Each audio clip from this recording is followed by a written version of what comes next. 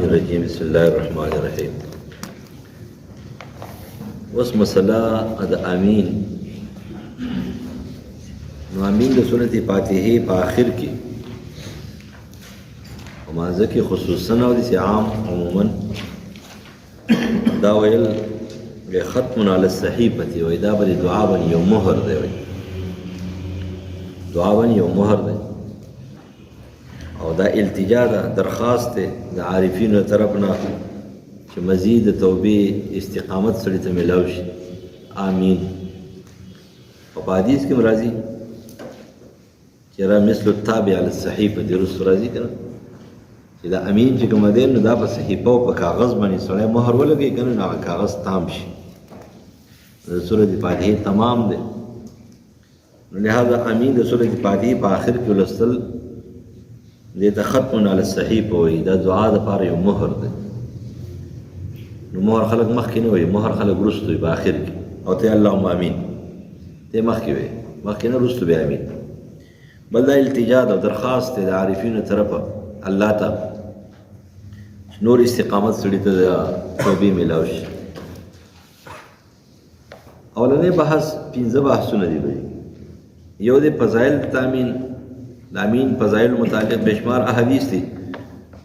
سو حدیث چې کومه ده مختصر غونډه ذکر کوي به کې حدیث ابو هريره رضی الله عنه صحیح بخاری کې ده 780 781 787 6402 بیا مسلم نسائی ابو داود ترمذی ابن ماجه امام شافعی کتاب الام کی دارمی ابن خزیمہ مالک ابن جارود احمد ابن حبان ټول نقل کړه ده.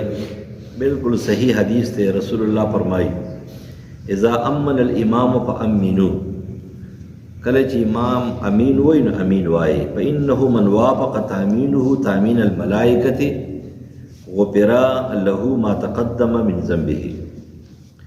چې کله د امین د فرشتو د امین سره موافقت په زمان موافقت په اخلاص موافقت په اجابت په دغه وخت کې وای موافقت په زمان یا دعا قبلی کی داغوی نو اجابت اخلاص داغوی دے استا اخلاص وی نو اخلاص نو چې موافق شي امین د امین د فرشتو سره په زمانه کې په اجابت کې په اخلاص کې او زمانه زیاته مناسبه ده. غفر له ما تقدم من ذنبه نو تیر شوی گناهونه دا به معاف شي. شهاب الدین زهری فرمایي کان رسول الله یقول امین رسول الله بهم امین وایو. دویم حدیث عائشہ صدیقہ رضی اللہ عنہ ابن ماجہ 856 بحقی بے سندی صحیح نقل کړه ده. نبی علیہ السلام با فرمایل چې لم يحسدون اليهود بشيء ما حسدون بثلاث. او يهود د مسلمانانو سره پدریو خبرو پدریو کارونو ډیر کینه او بغض او حسد کوي. یو سره التسلیم د السلام علیکم نه دا ډیر بدی شي ځکه خو تا ته ګډ مارننګ او ګډ ایوننګ او ګډ پلانکې او پاس پلانون او پلانکې نون او دا ګډي وډي وي او کله وي په خیر اله او خچاري او دا بدرته وي او عرب صباح الخير مساء الخير وي یو السلام علیکم سره وران دا وای یو تامین سره ورانه دا امین ټکه نه دی چې دعا نه پس امین دا وې کنه دا نه خوخيږي. هغوی پویدل په دې چې دعا قبلېږي. او دریم اللهم ربنا لك الحمد دې سره دشمنی ده. او په یو روایت کې چې کوم د ابو هريره رضی الله عنه نه دی ابن عدی په کامل نقل کړی دی نو پای کې ورسره یو بل ټکی دی چې افشاء السلام و اقامت الصف دا سلام رواج کول او اقامت الصف صف برابرول دا بدی شي. او آمین د دې سره نه پرت دشمنی ده دا بدی شي. او بل حدیث ابو موسی اشعری رضی اللہ عنہ صحیح مسلم 404 نسائی ابو داود ابن ماجہ پسندی صحیح نقل کی. رسول اللہ خطبہ ورکولا نوی خطبنا فبین لنا سنتنا وعلمنا صلاتنا طریقہ کار اعمال د بندگی راتو خودل او منځ راتو خودلو نو راته ویل چې اذا صلیتم فاتموا صفوفکم صفونه برابروي سر ته رسوي او ثم لیؤمکم احدکم او بیا یو کس امامتی کوي فاذا کبر فکبروا اذا قال غیر المغضوب علیهم ولا الضالین فقولوا آمین. او چې کله سورۃ فاتحه ختم کړي نو آمین وایي. یحبکم الله، الله به سره محبت وکړي. نو معلومه دا شي دا امین سبب د محبت دی، ځکه ورسره د یهودو دشمني وه. دا به او دا یو مهر دی په خطبه باندې، په دعا باندې. ابو مصبح المقرئی وایي قال كنا نجلس الى ابي زهير النميري، وایي د هغې سره موږ یو ځل ناست، صحابي دی، احادیث یې بیانول. نو فاذا دعا الرجل منا بدعاء، ناګان یو سړي دعا کوله نو ورته وایي چې اختمه بامین، مهر پې ولګوه د امین. فان امین مثل التابع علی الصحیفه، امین خو چې ته په صحیفه او په کاغذ باندې ولګې نو پوره شي. او بیا ابو زهیر فرمایي زه تاسو ته خبر نه در کوم چې نبی علیہ السلام نه ما دا حدیث اورېدلی دی. یو شپه یو سړي ډېره دعا کې زاری کوله، الح بالمسأله. نبی علیہ السلام ولاړو، دعا یې اورېدله، نو ویې فرمایل چې اوجبه ان ختمه، یاره که دې سړي مهر ولګو پر خپله دعا باندې، دعا به قبول شي. نو یو صحابي ولاړ دی، هغه ته وایي د الله رسوله بأي شین، په څه شي باندې مهر ولګوي؟ قال بامین، آخر کې د امین وایي که فإن ختم بامین فقد وجبه. کله چې سړی دعا وکړي امین وایي دعا یې قبول شي. نو هغه سړی لاړو او هغې کس صحابي ته وایي چې اختم یا فلان و ابشر، خپل دعا باندې مهر ولګوه د امین، خوشخبري قبوله کا، دعا دې قبوله شوه. نو لہذا د دعا امین چې کومه دی نو دا مهر دی چا دپاره دعا دپاره. دا ابو داود حدیث دی. اگر که بدی کې بعض علماء صبیح بن محرز و شبیه المجهول او سند باندې کلام شوی دی، لیکن باقی علماء نقل کړی په ظاهرو کې چلیږي وي، لہذا دا خو ختم دی. او که داسې نه وي د تابعینو نه اثر خوشته که نه چې دا ختم دی، صحیح بخاري کې دی. دویم نمبر بحث چې امین د سورۃ فاتحه آیت نه دی، نه د قرآن مجید آیت دی، نه د سورۃ فاتحه آیت دی. په دې وجه باندې ولا الضالین آمین به نه وی، ولا الضالین آمین، ولا الضالین وی بیا په فصل کې. نو لیس من القرآن ولذا من الفصل بینها وبین السورة سکتة لطیفه، دې کې به سکته کې. نو ته چې امام مجاهد خو وایي چېرې دا د سورۃ فاتحه آیت دی، وی هذا غایة البطلان، دا باطل قول دی. اذ لم یکتب فی الامام ولا فی غیر من المصاحف، نه چې کومه د مصحف عثماني کې امین ټکی شته او نه په بل مصحف کې شته، نو څنګه دی دا خبره کوي؟ لہذا تفسیر روح المانی و مدارک نقل کوي چې نه دا خبره غلطه. دریم بحث دا دی چې تحقیق د لفظ د امین، د امین دا په مد سره وي، په قصر سره وي. آمین مد دی، امین قصر دی، امین په تشدید سره دی. لہذا استعمال خو چې دی نو دا شته. علامه عینی عمدة القاری کې نقل کوي چې آمین په مد سره او امین په قصر سره دا خو دواړه مشهور روایات دي. که ته آمین وی او که ته امین وی په دې کې څه پروا نشته، یو شانتي دي. لیکن دا امین چې کومه دی په تشدید سره نو هغه د عوامي لغت دی، لحن السود و خطأ من مذاهب الاربع، چې دا په ائمه اربعو په مذاهبو کې چا نه دی ویلي. نو هغه دا وایي چې دا امین په تشدید سره دا ټیک نه دی. په دې وجه باندې وایي چې که امین په تشدید سره چا وایي امین په مانځه کې مونځ یې فاسد شو، نو امام ابو حنیفه او صاحبین خو چې نه مونځ یې فاسدېږي نه. و الیه اشاره صاحب الهدایه والتشدید خطأ فاحش وایي چې دا تشدید خطأ فاحش دی، غلط دی، خو لیکن مونځ پې نه فاسدېږي او بعض یو نه فاسدېږي. اوس امین بالمد او امین بالقصر او په تشدید سره په عربیت کې شته. لکه دا یو شعر دی تفسیر بیضاوی، مدارک مظهری، شوکانی، قرطبی وغیرہ نقل کړی دی.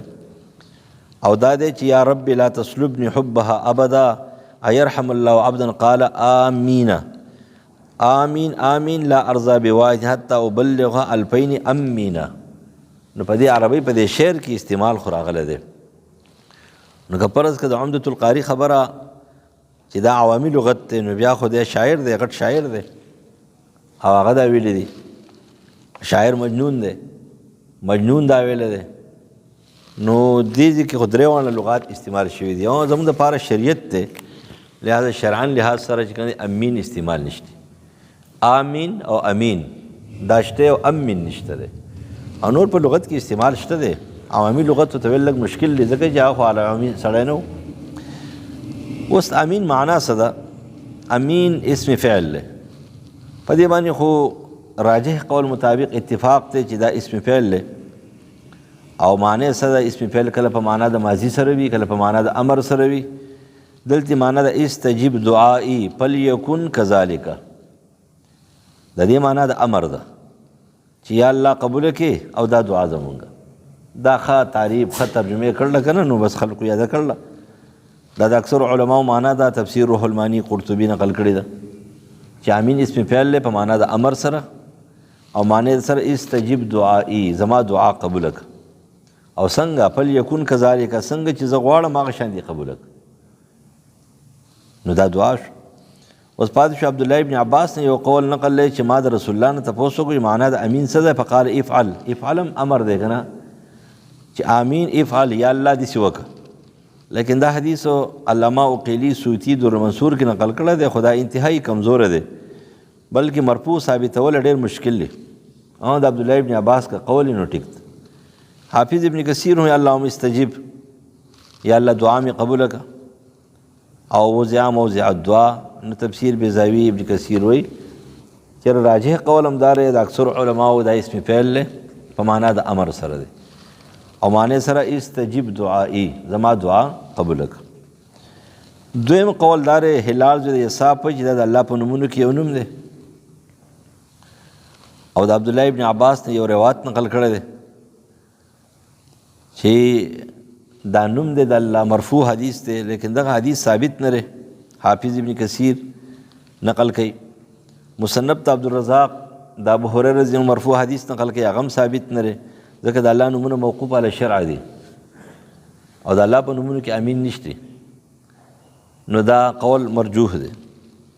دریم نمبر د بعض علماء رائے دار د سریانی لفظ دی په سریانی لفظ کې امین چې کوم دی نو دا څه ویل کېږي دعا ته ویل کېږي لیکن دغه معنا هم زیاته مناسبه نه ده. حکام القرآن نقل کوي لہذا جمهور علماء اکثر علماء علامہ عینی علامہ جوہری ابن کثیر او قرطبی عبداللہ ابن عباس هم دي چې دا احادیث مرفوعه انتهایی کمزوری دي قابل استدلال نه دي. راجح قول دار امین اسم فعل او عربی ده او معنی د چا د امر ده کته د امر معنا اخلی افعل اخلی نهم ټکتا استجب دعائی اخلی نهم ټکتا فلیکن کذالک هم اخلی دام ټکتا یادی سوچ استجب دعائی کذالک فلیکن نهم صحیح ده. امام ترمذی دغه معنا غستلی ده استجب دعائی لہذا دا اسم فعل شو یا الله قبول کی دا دعا زمونږ. څلورم نمبر حکم د امین. د امین د پاره حکم څه دی؟ نو د جمهور علماء او ائمه اربعو داوی او د محدثین حضرات رائے دار چې د فاتحه په آخر کې ویل امین مفصولا دا سنت او مستحب دی. سنت او مستحب دی. تفسیر قرطبی ابن کثیر مظہری روح المانی نقل کئی نو قرطبی مالکی دے او ابن کثیر او شافعی دے او روح المانی مظہری چې کوم دی نو دا حنفی دے. ناغوی چرا مفصول ویل امین په صورت فاتحه پسی دا سنت او مستحب دی نه فرض دی نه واجب دی نه سنت مؤکد دی. په فاتحه کېدلو باندې په موږ کې څه فرق نه راځي نو په دې باندې خصوص شو د جمهور او ائمه اربعو او د محدثینو اتفاق دی. دویم قول د اهل ظواهر دی نه هر سعار امر ته فرض وي نو هر سورګیره خو شاګول نه نه چې قرینه صارفه موجوده نه نو سورګیره شاګولي او قرینه صارفه موجوده وي چې لکه سورګیره شاګول چو چیته او دا بل لوړل هغه وچته او دا پیړل نو بیا بسکه نو دوی خو هر امر ته فرض وي وای په حدیث کې اذا امن الامام فامنوا راغله ده لیکن د دې قرینه صارفه موجوده دي چې ډېر ځله سورت فاتحه ولستل شوی د امین نه دی ویل شوی. دریم د روافضو ګمراهو بدعتانو مسلک ته هغه چې نه په فاتحه ویل په دې پسې امین ویل په مانځ کې دا بدعت ته او دا چې کوم مفسد الصلات دی، دا یو مردود او باطل قول دی چې امین ته بدعت ویل دا خو قول مردود دی. څلورم قول د ابن حزم ظاهري دی، هغه چې په امامتۍ کې ولاړ نو د امام په حق کې سنت دی او د مقتدي په حق کې فرض دی، لیکن دا هم څه خاص خبره نه ده، څه ترجیح نشته. لہذا راجح مسلک هم دا دی، جمهور علما او ائمه اربعه او محدثینو حضراتو په سورت فاتحه پسې امین مفصول او جدا ویل دا سنت او مستحب دی. پنځم بحث دا دی چې امین وظیفه د چا ده؟ ای د امام وظیفه ده ابه وی، مقتدی به وی، که دواړه به وی. نو د جمهور علماو رای داره چې وظیفه خو د دواړو ده، دواړه به وی، دا حق خبره ده، صحیح مسلک دی. دا محلا نقل کوي او حدیث په دې باب کې موجود دي، را روان دي رستو. امام مالک رحم الله نه درې روایت دی. ظاهر روایت دا دی چې دا د مقتدی حق دی، اذا قرأ الامام ولا الضالین فقولوا آمین، حدیث کې دی. لیکن هغه حدیث ورته ذهن ته نه دی راغلی مخې ته چې اذا امن الامام فامنوا، نو د دې وجې نه دا قول دا روایت خو کمزور دی. او یو روایت هغه دی دا چېرې دا به مقتدی وی، امام به نه وی. بل روایت دا چې دواړه به وی. امام ابو حنیفه رحمه الله ته نسبت شوی دی، خو ذکر محمد فی الموطا، خو راجح قول د امام صاحب همدار چې نه، هم به امام وی هم به مقتدی وی. او دا د امام مالک اقوال چې دا کمزوري دي، دا د حدیث سره مناسبت نه لري. شپږم نمبر خبره چې دی نو هغه امین دی. نو په سري مونځ کې خو اتفاقا پټ پوي، الا تعلیمن چې که فرض که مقتدیان دي سي چې هغوی ته پته نه لګي د امین، نو که تعلیمن چېرته څوک تیز وي نو خیر دی. خو د جهري مونځ جګړه ده چې په مستحب کې مستحب جهر دی او کثیر دی. نو امام شامی نقل کې ابن عابدین چېرې که څوک په جهر وي که په سر وي، خو سنت ادا کړي، سنت الاتیان تحصل بهما ولو مع الجهر بها. شامی مصری 334 جلد 1 پانچ نقل گئی. او دغه رنګ معارف سنن کې علامه بنوری رحم الله 348 جلد 2 باندې نقل کوي، ترمذی په شرح کې چې د شیخ الاسلام ابن تیمیه اقوال هم نقل کړي دي، وایي چې اتفاق علی جوازهما، چېرې جایز خو دواړه طریقې دي، خو لیکن اختلاف په افضلیت کې دی. نو د افضلیت نه لانجه جوړه شو، خبره پوه شوې، افضلیت نه لانجه جوړه شو. ځکه طرفین چې کوم دی نو په سختۍ سره خبرې کوي، نو دې وجې نه مستحب کې مستحب دي، نو د هغې نه شر جوړ کړو، نو شر به نه جوړوي. لہذا په دې کې دو مسلک شو. یو مسلک د دې خبرې قایل دی چې په جهري مونځ کې بلند اواز سره یا امین اوچتول جهر کول دا مستحب دي او افضل دي، د آهسته نه او د پټ وینا نه. دا امام شافعي، امام احمد، اسحاق بن راهوی، ابن خزیمه، ابن منذر، داود ظاهری، طاووس، بلکې جمهور علما وبه یقول غیر واحد من اهل العلم من اصحاب النبی والتابعین ومن بعدهم. امام ابن رجب حنبلی نقل کوي دا جمهور علما مسلک دی. او دغه رنګي من اهل علم ورویان ابي بکر وعمر وابن عمر وابي هريره رضی الله عنه وقول عامه اهل حدیث. فتح الباری نقل کوي 492 جلد نمبر 4 باندې ابن رجب حنبلی المجموع 373 جلد 3 مغنی ابن قدامه. د احناف په نسبت باندې په جهري مونځ کې پټ امین ویل افضل او مستحب دي، دا نه چېرې فرض واجب ته وي. د دې مسلې بنیاد اصل کې د وائل ابن حجر پر روایت باندې ده. دا نور روایت دي نو پای کې خبرې شته.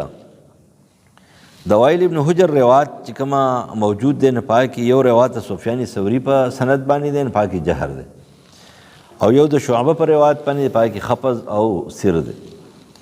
لہذا کم علماء چې د جهر قائل دي دا وی حدیث دار ہے چې وائل ابن حجر فرمایي کان رسول الله صلی الله علیه وسلم اذا قرأ ولا الضالین قال امین ويرفع بها صوته وفي رواية مد بها صوته وفي رواية فجهر بآمين وفي رواية فسمعناها. دا ټول روایت ما را جمع کړي دي مختلف کتابونو کې دي چې د وائل ابن حجر نه دا روایت جمع دي. نمبر 1 چې رسول الله امین وایون आवाज اوچت کو پی आवाज پیراخ کو دلو په امین جهر وکو مونږ ته واورو. دا ټول روایت چې کوم دي صحیح دي. د ابو داود روایت ته 932 حدیث تے ترمذی 248 تے امام احمد نسائی ابن ماجہ دارقطنی وکررہ دارمی ابن ابی شیبہ تلخیص الحبیر کی ابن حجر 226 جلد 1 دارقطنی و تصحیح ابن حبان و حسن و ترمذی بل حدیث صحیح حدیث چې کوم دی پر روایت سفیان ثوری باندې د جهر دی او دا صحیح دی. امام بخاری او امام ترمذی د سفیان ثوری روایت د جهر د وائل بن حجر نه د شعبه روایت سر باندې ترجیح ورکړی ده. او وقال ترمذی فی سننه حدیث سفیان اصح من حدیث شعبه وقت شعبه فی ثلاثه مواضع من هذا الحدیث. بیا امام ترمذی وایي چې حدیثو د جهر د سفیان ثوری زیات غوره دی او شعبه خطا شوی دی په دریو ځګونو کې د دې حدیث. نمبر 1 په سنده اخطا سند کې خطا شوی دی چې عن حجر ابن ابي العنبس حالن کې دا حجر ابن عنبس دی او دی وی عن حجر ابن ابي العنبس دې خطا شوی دی. بیا په اسم کنیه کې ابو العنبس نه دی بلکې ابو السکن دی. نو داغه اعتراض وکړو مسلکی احناف داغه جواب کوي چې ابو العنبس غلط نه دی بلکې ابن حبان کی حافظ ابن حجر تهذیب التهذیب کی ابو العنبس هم نقل کړی دی. او دام کېدلی شي چې یو اسم کنیه ابو السکن او بل اسم کنیه ابو العنبس. نو د دې وجې نه که فرض کا حجر ابن ابي العنبس وي نو څه ګناه نه ده، نو دا خبره غلطه نه ده، ابو السکن هم ټیک دی. دویم اعتراض کړی دی امام ترمذی بخاری چې شعبه متفرد دی. علامہ نیموی آثار السنن کې لیکي شعبه متفرد نه دی بلکې متابعات شته محمد ابن کثیر وکی او محاربی عمدۃ القاری نقل کوي. دریم نمبر اخطا شعبہ حجر ابن عنبس او د وائل په منځ کې علقمه راوړی دی. دا علقمه اضافه پکې کړې ده چې حجر ابن عنبس عن علقمه عن وائل، او حال دار چې په دې کې د حجر ابن عنبس برای راست وائل نه روایت نقل کړی دی، دا واسطه پکې نشته د علقمه. نو د هغې جواب دا دی چې احناف وایي دواړه روایت صحیح دي، بالواسطه هم شته په واسطه هم شته. سمعت علقمه یحدث عن وائل و سمعت وائل، ځکه چې امام ابو داود طیالسی او امام احمد چې کوم دین په واسطې سره هم ذکر کړی دا حدیث. نو دا هغه جواب وکړو. څلورم نمبر جواب کوي چې اخطا شعبه خفض بها صوته نشته دی، دا اصل کې مد بها صوته دی، خو دی د مد نه خفض جوړ کړی دی. د هغې جواب دا دی چې نه دواړه صحیح دي، دواړه موجود دي. او یو پنځم اعتراض امام بخاری کړی دی چې د شعبه نه غلطي شوي د علقمه سماعت ته وائل د خپل پلار نه ثابت نه دی او دلته د سماعت ثابت کړی دی. نو د هغې جواب دا دی چې د وائل دو زامن دي، د وائل ابن حجر رضی الله عنه، یو علقمه دی دا مشر دی، یو عبدالجبار دی دا کشر دی. لہذا د عبدالجبار سماعت ثابت نه دی او د وائل ابن حجر نه د علقمه سماعت ثابت. او تحقیق باب رفع الیدین کې شته دی چېرې امام بخاری هم ویلي دي. شپږم نمبر اعتراض دار علامه بهقي وجر ترجیح بیانوي او دا خبره لږه زور اخلي. سفیان ثوری او شعبه دواړه ثقه دي، لیکن په وخت د اختلاف کې به سفیان ثوری له ترجیح ورکوي په شعبه باندې. امام بهقي لا اعلم خلافا بین العلماء قالوا ان سفیان وشعبه اذا اختلف في القول وقول سفیان، چې دې کې اختلاف نشته چې دواړه ثقه دي، خو لیکن چې کله د دواړو اختلاف راشي نو ترجیح به چاله ورکوي؟ شعبه له به ورکوي، دا سفیان ثوری له به ورکوي په شعبه باندې. بذل مجهود خلیل احمد سهارنپوری د ابو داود په شرح کې نقل کوي چې یحیی القطان وایي چې لیس احد احب الی من شعبه، دی خو حنفي دی، چېرې شعبه نه اوچت راوي ما ته محبوب بل څوک نه ښکاري، ولا یعدله عندي احد، څوک ورسره نه برابر. خو واذا خالفوا سفیان، خو چې سفیان ثوری سره په مخالفت کې راشي نو اخذت بقول سفیان، زه بیا سفیان ثوری قول اخلم. نو علامه نیموي آثار السنن کې چې کله دا د خلیل احمد سهارنپوری خبره خلق ول د نه دی وایي چې دا ترجیح اتفاقي نه دی، ځکه چې بعضې علما یو ته وایي بعضې بل ته وایي، لیکن په وخت اختلاف کې خو اتفاقي دی. خبره پوه شئ که نه؟ علامه ذهبي نقل کوي انه ربما کان یدلس عن الضعفاء، چې شعبه اکثر چې کومه دی نو دی تدلیس کوي او د ضعفاو نه کوي او دا روایت په عن سره دی. نو ته وایي چې سفیان ثوری خو ته ویلي شعبه امیر المؤمنین فی الحدیث واحفظ مني، شعبه خو امیر المؤمنین فی الحدیث دی او د زمانه زیات چې کومه دی نو سره حافظ دی. نو هغه جواب دار تمام محدثینو د دې حدیث تصحیح کړی دا. وقال شعبه اذن مثل ذلك بشان سفیان هو احفظ من دي. خو شعبه هم دا خبره کړی ده. نو حاصل هم دا دی سفیان ثوری په ډېرو وجوهاتو باندې په شعبه باندې په وخت اختلاف کې راجح دی. او د هغې وجه زه بیانوم. وجه داره نمبر 1 سفیان ثوری هغه په راویانو کې نه خطا کېږي. ان شعبه کان یخطئ فی الرجال کثیر. شعبه چې کومه دی په سند کې په راویانو په نومونو کې ډېر زیات خطا کېږي او سفیان ثوری نه خطا کېږي. یو وجه ترجیح داره. او دا تهذیب التهذیب کې ابن حجر 338 جلد 4 باندې او ترمذی ورته اشاره کړې ده. دویم نمبر ان شعبه کان شاکا یشک کثیرا فی الاسانید والمتون. شعبه شک ډېر دی په متن او سند کې شک ډېر پیدا کېږي او د سفیان ثوری شک نه پیدا کېږي. صاحب د تحفې نقل کوي. دریم نمبر سفیان احفظ د شعبه نه دی او حقیقت سره هغه داره. سفیان ثوری د 30,000 حدیث حافظ دی او شعبه د 10,000 حدیث حافظ دی. نو چې ته وایې چې هغه احفظ مني شو که نه دا هغه صفت کوي که نه 30,000 والا 10,000 والا ته څنګه وایي ته د ما نه زیات حافظ دی. 30,000 والا ډېر حافظ دی او سفیان ثوری دی 10,000 والا نه دی. او حافظ ذهبي تذکرة الحفاظ کی نقل کوي چې کان شعبه یقول سفیان احفظ مني كما اشار الترمذي باب ما جاء في تعليم القرآن وقد صرح ائمة الحديث بان سفيان احفظ من شعبه. قال الذهبي في التذكرة قال صالح سفيان احفظ من شعبه يبلغ احاديث 30,000. سفیان الثوری 30,000 حدیثو حافظ دی و حدیث شعبه نحو 10,000. او شعبه چې کومه دی 10,000 حدیث حافظ دی. نو بیا هم وایي که نه د 10,000 حدیث حافظ دی او هغه په باره کې خلک خبرې کوي او ته د 200 حدیثو نه د 20 حدیثو حافظ نه یو ځان ته چې کومه دی انسان حافظ القرآن او حافظ الحدیث وي. دا چېرته کېدلی شي. قال ابن حجر في تهذيب التهذيب في طريق سفيان قال ابو حاتم وابو زرع وابن معين هو احفظ من شعبه. علامه ذی العلم دا خبره کړې ده. یحیی زید قطان یحیی زید معین چې د شعبه او د سفیان اختلاف راشي نو بیا په قول د سفیان اخلو ځکه چې سفیان ثوری دا حافظ دی د چانه د شعبه نه. لہذا د دې حدیث تحت خدا خبره شو. دویم دلیل چې کم خلک د جهر قایل دي نو هغه حدیث د ابو هریره رضی الله عنه دی چې رسول الله به کله د قرات د ام القرآن نه فارغ شو رفع صوته وقال امین اواز به اوچت کو نو دا خو جهر شو. دا حدیث دارقطنی و حاکم علی شرط شیخین نقل کړی.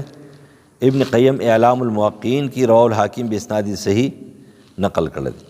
علامه نموی آثار السنن کې وایي چې اسحاق زید ابراهیم دی چې هغه ته ابن زبریق ویل کېږي چې نسائی ابو داود هغې تضعیف کړی دی او محمد زید عوف الطائی د هغې تکذیب کړی دی او حافظ ابن حجر تقریب کې صدوق یهمو کثیر راوړی دی. نو څنګه صحیح حدیث شو؟ لہذا د حاکم صحت لره اعتبار نه. نو لہذا حدیث به طور تایید شو خو دلیل نشو به طور تایید شو. دریم نمبر حدیث حضرت ابو هریره رضی الله عنه چې فرمایي ترک الناس امین خلق امین پرې ښودلو. فکان رسول الله صلی الله علیه وسلم اذا قال غیر المغضوب علیهم ولا الضالین قال امین حتی سمعها اهل الصف الاول. دې ته غوږ کېدی وره چې رسول الله به امین وایو صف اول به اورېدلو. یوازې د غونډ جومات ټیکه نه واخیستلې د صف اول. په دې باندې جګړه د سر نه جوړېږي. جګړه هله جوړېږي چې یو سړی چې کومه دی نه په جامع مسجد کې امین وایي او په یو ګوټ او په بل ګوټ باندې نو د مخکې ټکي ته نه ګوري او په یرتج بها المسجد ته ګوري. پوهېږئ که نه په یرتج بها المسجد او په جومات کې به ګونج اوچت شو نو دې ته ګوري. لیکن دې مخکې ټکي ته نه ګوري چې حتی سمع اهل الصف چې اولني صف د رسول الله امین اورېدلو. نو چې یو سړی په یو جومات کې اوس فرض کا 500 کسانی یا 1000 کسانی په 1000 کسانو کې 50 یا 60 کسان پټ امین وایي داسې انداز باندې چې صف اول ګونج به ترې اوچتېږي که نه. خو که فرض که یو کس دی که نه نو هغه به څنګه ګونج اوچتوي چې ته یو کس چې کوم دی جومات ټیکه اخلې. نو د دې حدیث اول سر ته به هم ګورې چې صف اول اهل الصف الاول صف اول به د رسول الله امین واورېدلو. دا حدیث ابن ماجه 852 ابو داود 466 خو په دې کې ابو عبدالله لا یعرف او بشر په سند کې بشر رافع ضعیف ته ضعف احمد. لہذا دام بطور استدلال نشي پیش کوله. ارواء الغلیل هم نقل کړی دی خو لیکن دا بطور تایید پیش کولی شي بطور تایید. ما ځکه تاسو ته چې معیاري حدیث هم دغه د وائل ابن حجر دی. څلورم حدیث دی د ابو هریره رضی الله عنه نه.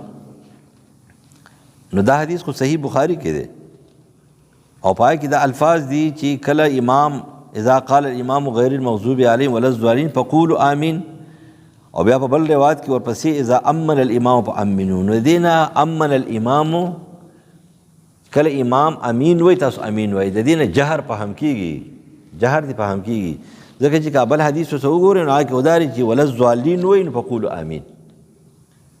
نو د دوانو روایتو په منځ کې چې کنه صرف جهر دی فهم کیږي، تصریح په جهر نه ده. اگر که حدیث 100% صحیح دی خو لیکن تصریح په چا باندې نه، په جهر باندې نه ده. نو د تیوره په توري تایید د جهر د پاره شو. پنځم دلیل د ابو هریره رضی الله عنه نه امام بهقی نقل کړی دی 58 جلد 2 باندې چې قال سبح الله وقرأ بأم القرآن. بیا ابو هریره ولا الضالین چې قال آمین ویل ما دا مونځ مشابه کو د رسول الله د مونځ سره. نو دا د ابو هریره خو خپل مسلک هم دی. شپږم دلیل د وائل ابن حضرمی، وائل الحضرمی انه صلى خلف النبي الله فلما قال ولا الضالين قال امين رافعا بها صوته. دا حدیث داری قطنی ابن ماجه او حاکم نقل کړی دی چې را دین دا فهم شو جهر بالامین. قوم نمبر دلیل د ابن زبیر دی چې محلا نقل کوي 263 جلد 2 باندې او امام بهقی 59 جلد 2 باندې نقل کوي چې عبد الله ابن زبیر به امین وایو نو حتی ان للمسجد لجة جماعت کې به گونج اوچت شو. نو په دې کې عبد الله ابن زبیر یوازې دومره تیز امین وایو نه، وروسته پسې خلک ولاړو هغوی به ورسره وایو. اتم نمبر سعید بن مسیب ابن سلمہ نقل کوي د ابو هریره رضی الله عنه نه چې هغه په امین باندې رفع وکړه او حدیث حسن دی، دار قطنی کې دی، مد بها صوته دی. نو دا معنی شو. او نهم نمبر عکرمه نقل کوي چې ولقد ادرکنا الناس ولهم زجة بامین. ما ډېر صحابه لیدلی دي چې هغوی به امین چې وایو نو هغې سره به یو گونج اوچت شو. لہذا د محلا نقل کوي 263 جلد 2 باندې. نو د دې مسلک رائے داره چې یاره جهر بالامین چې کومه دی دا غوره دی. او بیا وایي چې احنافو کې هم تاییدات زموږ شته. نو د مولانا عبدالحی لکنوی السعایا علی شر الوقایه 136 جلد 1 باندې نقل کوي چې فوجدنا بعدالة ولمعان القول الجهر بامین واسه. وایي چې ما جوور نظر وکتلو نو د امین بالجهر غوره دی. دویم نمبر علامہ احمد سرهندی شرح ترمذی البکاء المنن کی نقل کی چې حدیث د جهر بالتامین اکثر او اصح دی. شاہ اسماعیل شہید تنویر صفحہ 8 باندې نقل کی لیکن هغه غلط غیر مقلدینو کې شماري. مولانا عبدالحق دہلوی خانفی دی مدارج النبوت 201 باندې نقل کی چې جهر بالامین روایت راجح دی. مولانا اشرف علی تانوی امداد الفتاوی کی وایي چې مراج احد الشقین تحقیق یا تقلید ہے. پتہ نه لګي څه مطلب دی، تحقیق جهر ته ویلې دی، تقلید سر ته ویلې دی. دغه رنګ تعلیق الممجد کی نقل کوي صفحه 101 کی الحق ان الجهر قول من حيث الدلیل، چیرې جهر من حيث الدلیل چې کوم دی دا راجح دی. مولانا عبداللطیف فتاوا رشیدیہ مبوب صفحه 280 هغه وایي چې امین بالجهر علما احناف هم قایل دي. نو دوی وایي چیرې د احناف هم دلایل شته دی. دویم مسلک چې دی نو دا د احناف دی، هغه وایي چې خفض پټ ویل په جهري منځ کې دا بهتر دی. او د وائل ابن حجر حدیث چې کومه د شعبه پر روایت ته خفض بها صوته مخکې پای کلام وشو. دویم نمبر پیش کوي چې په قرآن کې الله فرمایي د دعاګان په باره کې د سورۃ اعراف آیت نمبر 55 کې او په سورۃ یونس آیت نمبر 89 کې چې دعا کې کنه پټه پټه بکې ادعوا ربکم تضرعا وخفیا پټ پټ. بیا وایي قد اجیبت دعوتکما، نو هارون علیہ السلام سره امین پټ وایو. او بیا وایي چې ګوره امام بخاری د عطوان نقل کوي چې امین دعا ده. نو دلته د دې آیات کې هم دعا راغلی ده او امین هم دعا ده او په آیات کې پټواله راغلی دی. نو امین یو دعا شو، نو دا پټ ویل چې کوم دی بهتر شو. نو د هغې جواب دا دی چې خو امین دعا نه ده. امین خو چې کوم دی نو دا ختم علی الدعا دی، په دعا باندې مهر دی. اهدنا الصراط المستقیم نه دعا کړې ده او امین چې کوم دی نو دعا خو ته ترجمه څه کوله، تا نه ویله چې یا الله قبول کړي دغه دعا زمونږه ښه نه، دا خو دعا نه ده، دا امین ختم دی علی الدعا. او د ابو داود په حدیث کې د ابو زهیر النمیری په حدیث کې سو چې دا ختم علی الصحیفه دی.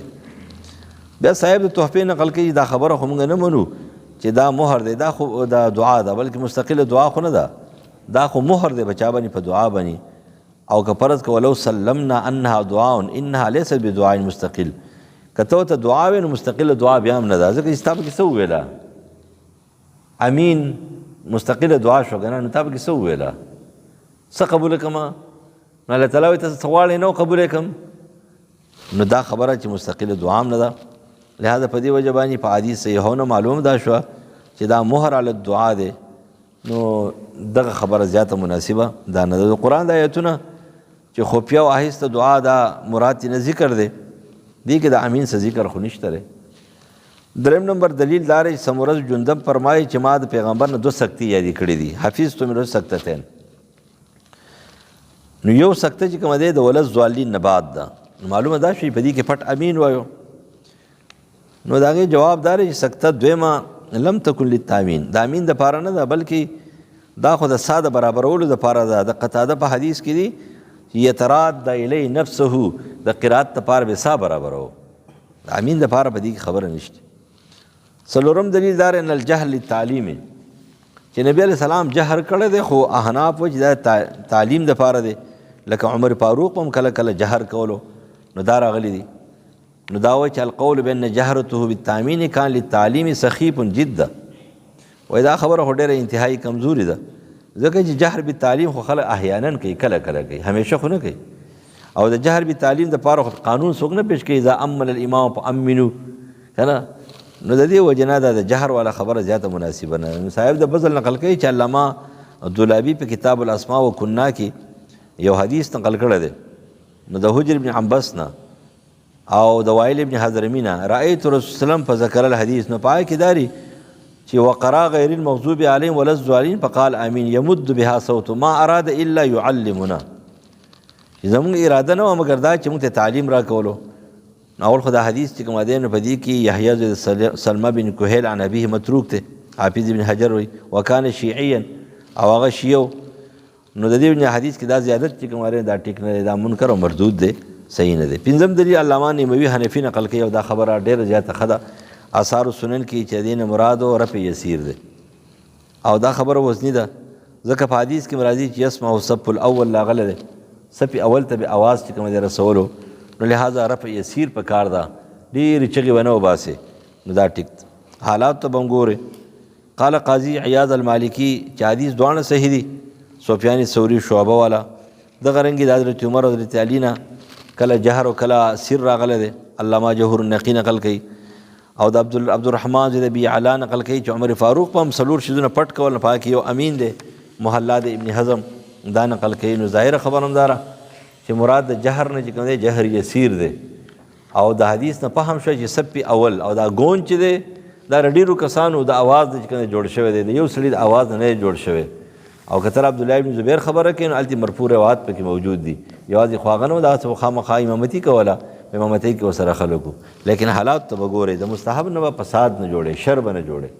لکه بعضې خلک په دې پوهېږي نه، خصوصي طالبان که نه وضع محتاب نه دی، د شروع وکړي یو ځل اقامت کې دا شیخ صاحب موجود دی، خدای درشل نمازي کړی دا به شوې زما په خوا کې ولاړ یو زر زر یو الله اکبر وایي، شکر وباسئ چې حاجي صاحب پې پوهېږي نه که نه درته به ویلی دا ته څه کې. نو داسې حالات ته به کتل غواړي، هغه شان دي خبرې به کې. بسم الله الرحمن الرحیم. سورة البقرة، سورة بقره دا نازله شوې ده د سورة مطففین نه بعد. تلاوت په اعتبار دویم سورت ته او د نزول په اعتبار باندې 87 سورت ته. د عبدالله ابن عباس ته ترتیب مطابق تفسیر بیضاوی. په سورة بقره کې تقریباً 25,500 حروف دي، 25,500 حروف دي، 6,121 کلمات دي او 286 آیاتونه دي. دا نقل کړی دي التفسیر الکبیر للطبرانی، تفسیر کبیر امام طبرانی نقل کړی دي. داغه تفسیر دیکھیں تفسیر القرآن عظیم چې تفسیر الکبیر باندې مشهور دی، 260 هجری کې دی وفات. همدغه رنګه تفسیر روح المعانی امام رازی مدارک، مظہری، شوکانی موضع القرآن، علامہ دہلوی. نو دا شو. نو ترتیب تلاوت 2، ترتیب نزول 87، 25,500 حروف، 6,121 کلمات او 286 آیاتونه. نمبر 2 شان نزول مطابق دا صورت اتفاقی مدنی صورت. آیت نمبر 281 دا په مینا کې په حجۃ الوداع کې نازل شوه او د قرآن مجید په آخري آیتونو کې دا خلق شمار کړل. نور چې د صورت مدنی صورت اتفاقی تفسیر روح المانی امام رازی وغیرہ نقل کړي. د هجرت نه وروسته نبی علیہ السلام چې کله مدینې ته راغی نو اسلامي د دعوت اسلامی نوې آغاز وشو. اوس په مدینه منوره کې د یهودو 3 غټي قبیلې وې. د ټول نه سرکشه قبیله بنو قینقاع، مالداره سرکشه. دویم ډله بنو نذیر او دریم ډله بنو قریظه او 2 ډلې د انصار وې، اوس او خزرج. لہذا اوس او خزرج کې منافقان پکې مو او کافران پکې مو. خو لیکن هغوی د رسول الله د پاره چې کوم دی دردي سر نه و سوا د یو منافق 2 نه د عبدالله ابن ابی نه. خو لیکن دردي سر چې کوم دی نو دا د یهودو. بل چې کوم دی انصار په کې علم نه و او یهود ټول علماو. نو نبی علیہ السلام شوق ذوق دا و چې دوی اصلاح وکړي او دا یهود مسلمانان شي نو کاتب آسانه شي. نو زیاتر په سورت بقره کې یهودو ته خطاب دی، یهود ته سره خطاب دی چې را د دوی اصلاح وشي. دریم نمبر ربط دار سورت فاتحه کې تاویله اهدنا الصراط المستقیم، مطلوب دی وغوښتلو لاره ته نیغه وښایه. نو سورت فاتحه یو دعا شوه. نو په سورت بقره کې وی واقعي که ته هدایت لاره غواړې نو تا خو ویلو مخکې که نه د هدایت لپاره څو طریقې وي. 2 اسباب دی ولا اختیاري اسباب استعمال کنو، غیر اختیاري به زه درکم. اختیاري اسباب استعمال که اختیاري اسباب سره الف لام میم ذالک الکتاب لا ریب فیه، دا اختیاري اسباب دي، دا استعمال کا مضبوط ونیسه تا ته به هدایت ملاو شي، زه به تعالی توفیق درکم. نو دا یو خبره پکې شو. دویم نمبر دا چې یهودو دا خو د غوا بندگی به کوله نو ته غیر المغضوب علیهم دا مغضوب علیهم دي اشاره شو. نو په سورۃ بقره کې د یهودو هغه قصه د بقره په تفصیل سره چې کوم دین سکیږي دا ذکر کیږي. دریم نمبر ربط دار چې سورۃ فاتحه د بندر طرفه اقرار دی، وای کنه ایاک نعبد و ایاک نستعین، زه اقرار کوم ستا بندگی کوم ستانه غواړم. نو په سورۃ بقره کې عام خطاب شو چې دا ټیک خبره ده، یا ایها الناس اعبدوا، اے خلقو د غیر الله بندگی مه کوئ، د غیر الله نه استعانت مه غواړئ، زما بندگی کوئ زما نه غواړئ. یعنی تا په خپله بندۍ اقرار وکړو ایاک نعبد و ایاک نستعین. نو اوس الله خطاب عامه کوي، یا ایها الناس اعبدوا، اے بندگانو د الله بندگی وکړئ، اے انسانانو د الله بندگی وکړئ. دریم نمبر وجه تسمیه، نوم د صورت. نو د دې صورت نومونه خلقو ډېرې ښودلي دي، چا 4 نومونه ذکر کړي دي. مشهور نوم خو سورة البقره دی، د آیت نمبر 67 نه اخیستلی شوی دی. وإذ قال موسی، چې موسی علیہ السلام قوم څخه خطاب کو، ان الله یأمرکم ان تذبحوا بقره، غوا حلاله کوي. خو لیکس به نه د غوا صورت و، سورة البقره به وي او د غوا صورت به نه وي. اوس دلته لوی اعتراض دی چې د سورة بقره دا ویل خو ممنوع دي، دا خو خلقو مکروه کړي دي. او په دې کې یو حدیث دی د انس بن مالک رضی الله عنه نه چې لا تقولوا سورة البقره، داسې مه وایئ دا سورة بقره ده، مه سورة آل عمران وایئ، داسې وایئ، ولکن قولوا سورة التي یذکر فیها البقره، هغه سورت چې پکې د بقرې قصه ده. نو سورة البقره ویل خو ممنوع دي. ابن کثیر په خپل تفسیر کې دا حدیث نقل کړی دی، لیکن دا حدیث جمهور علما وایي دا حدیث غریب دی او لا یصح رفعه، مرفوع صحیح هم نه دی، بلکې په صحیح روایاتو کې ثبوت موجود دی. او هغه څه دي، هغه او اجماع د امت په مصحف عثماني باندې شوي ده او په هغه کې سورة البقره نوم دی. نو یو اجماع د امت بل په صحیح روایتو کې تذکره موجوده ده چې ابن مسعود رضی الله عنه حدیث ته د بخاری او د مسلم چې نبی علیہ السلام چې کوم دین په مینا کې او سورت د اخري آیت نازل شو بقره نو سو ویلا چې ثم قال هذا مقام الذي انزلت عليه سوره البقره داغه سورت ته دی چې سوره بقره نازله شوې ده. او دغه رنګ عتبه بن مرثد وی قال رآني نبی الله فی صحابه تاخرا چې رسول الله وکتله چې صحابه لګ لیټ شو سستی پکې راغلی ده نو ته یا اصحاب سوره البقره اے د سوره بقره خاوندانو. نو دا حدیث دی په دې باب باندې او بیا په حدیث صحیح کې راځي کنه د حضرت ابو هريره حدیث په ان البيت الذي فيه سوره البقره والا حدیث. نو لہذا جمهور علما بلا کراهیت روح المانی وایي چې دا ابن کثیر جایز دی دغه حدیث ثابت نه لري او د په مقابله کې روایت کثیره او اجماع د صحابه په مصحف عثماني موجود ده. دویم نوم دی ته پستات القرآن وي. پستات القرآن پستات لوی خیمې ته وي. خالد زید معدان دا تابعی دی او ثقه او عابد دی 103 کې وفات دی. امام قرطبي وایي هغه وایي د سورۃ بقره نو دی پستات القرآن. نو پستات القرآن خو لوی خیمې ته وایي نو دا د قرآن مجید لوی خیمه ده ځکه چې په دې کې بېشماره مسایل دي بېشماره معانی او احکام په سورۃ بقره کې دي. په دې وجه باندې چې آته او 12 کاله په عمر او عبدالله ابن عمر ترول وسبه کیو کن. دریم نمبر رستو حدیث راضی ابن مسعود نه مرفوعا موقوفا دی چې دې ته سنام القرآن وي. سورۃ بقره ته سنام القرآن چې دا د قرآن مجید اکوهان دی هغه قب دی د لري نخکاری.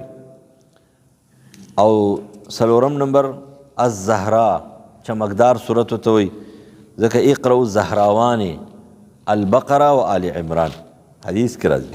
لہذا ټول نمونه آئنده روایتو کې دي خو لیکن مشهور نوم یې سورۃ البقره دی او بدل نوم باندې خلک پیژني کته د سورۃ الپستات یا سنام یا زهرا سو کې نه پیژني. پنځم دعوه د سورۃ په دې سورۃ کې مرکزی مضامین دا څومره دي نو مرکزی منابین په کې شپږ دي. التوحید الرساله الانفاق امور انتظامیہ امور مصلحہ. پدې کې د توحید خبرې دي پدې کې د رسالت خبرې دي پدې کې مضمون د جهاد دی پدې کې د انفاق فی سبیل الله مضمون دی او پدې کې حکومت چلول او قانون نافذ کول داغه امور انتظامیه دي پکې او انسان خپل ځان برابرۍ هغه عبادت هغه امور دي امور مصلحه. اصلاح د معاشري بسنګ کې خپل بسنګ کې نو دا امور مصلحه دي. شپږم نمبر د صورت روح او خلاصه دینی او دنیاوی لحاظ سره دې صورت کې دا قانون دا خبره بیانوي چې دینی او دنیاوی لحاظ سره ځان منظم کا.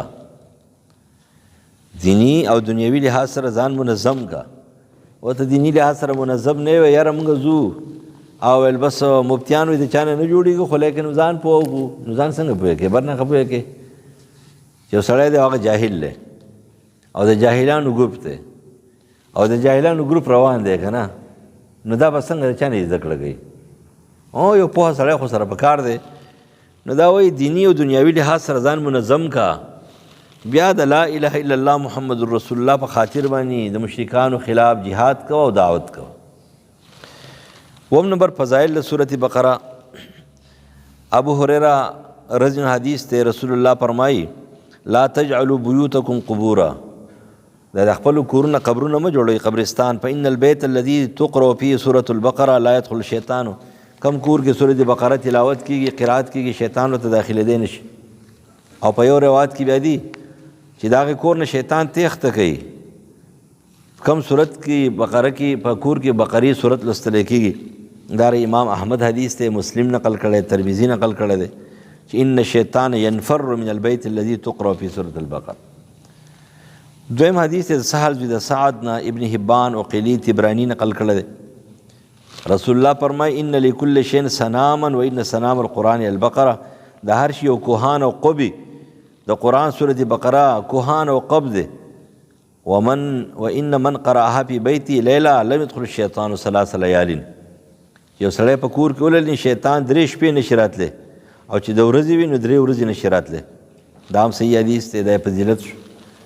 دریم حدیث ابو امامه باهلی حدیث ته مسلم احمد نقل کړی ما د رسول الله نه واورېدل چې فرمایل اقرأوا القرآن، قرآن لولئ فإنه شفیع لاصحاب یوم القیامه، دا به د خپل صاحب دپاره سفارش کوي قیامت کې.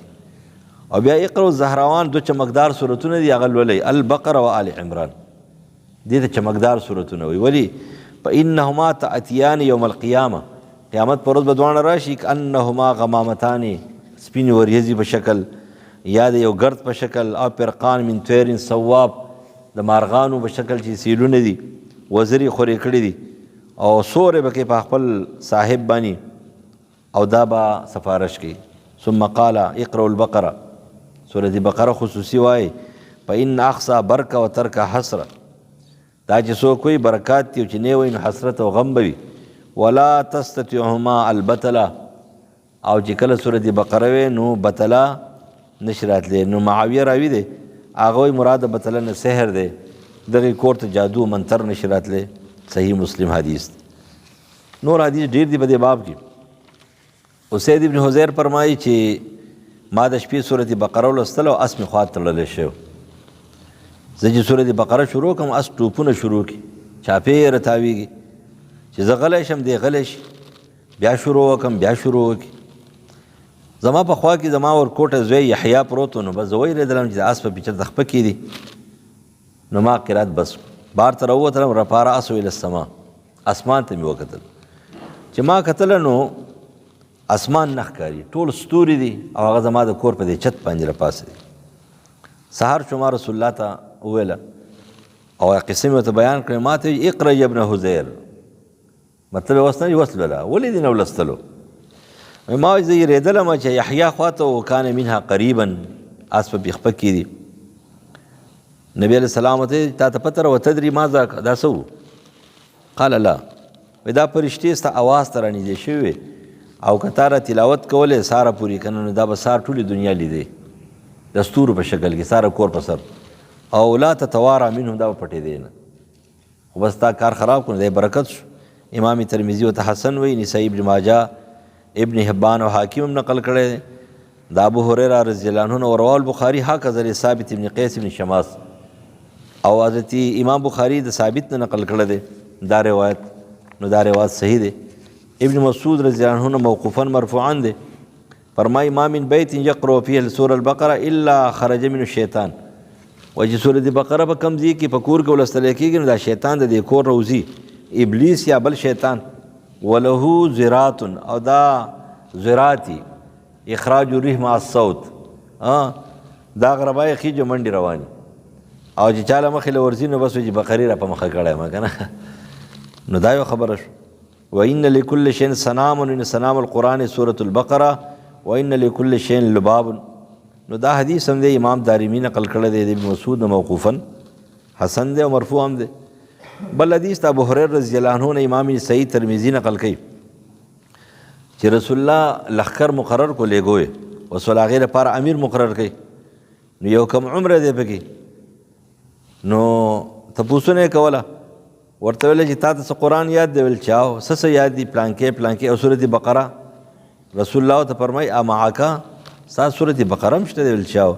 وایي زه تا اگر که عمر باندې کمې، خو اذهب فانت امیرهم، ته دوی امیر شوې د دې قرآن او د بقرې په وجه باندې. نو دا هم فضیلت شو د چا د دې.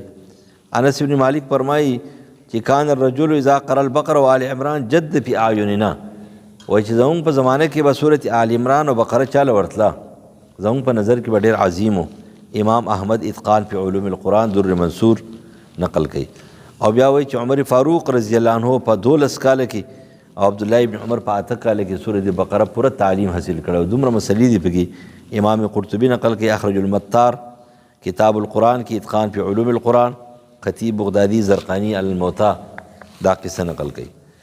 بیا نهم نمبر ابن عربی مالکی احکام القرآن کې قرطبي نقل کوي، او ما را بعضې استادان نه اورېدلي چې په بقره باندې ما سوچ کولو، 1000 اوامر، 1000 احکام او 1000 خبرونه مې ترې راوایست. نور مسائل به کې بې شماره. لسم نمبر علامه استیعاب ابن عبدالبر کتاب الاستیعاب کې نقل کوي چې لبید زوی د ربیعه د جاهلیت په زمانه کې اوچت شاعر، خو بیا یې مسلمان شو، اسلام قبول کو، ښه اسلام و، نو اشعار یې پرېښودله. د عمر فاروق په خلافت کې هغه ورته وویل چې یاره لږ اشعار وایي نو ته سورت بقره شروع کړه.